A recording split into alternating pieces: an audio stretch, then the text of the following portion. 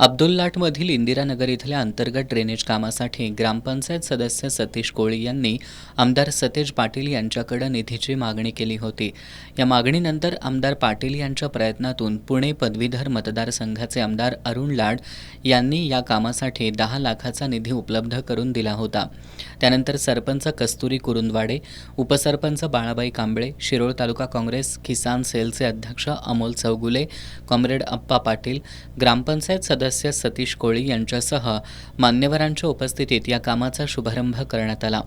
यावेळी सतीश कोळी यांनी ड्रेनेजचं काम मार्गी लागल्यानं समाधान व्यक्त केलं. लाट गावामध्ये आपण गटर करण्यासाठी ते वापरत आहोत. या कार्यक्रमाच्या निमित्तानं या ठिकाणी उपस्थित असलेले गावचा लोकनी सरपंच. यावेळी शिरोळ तालुका किसान काँग्रेस सेलचे अध्यक्ष अमोल चौगुले, कॉम्रेड अप्पा पाटील, बाबूराव परीट, अशोक पाटील, सतीश पाटील आदींनी मनोगत व्यक्त केली.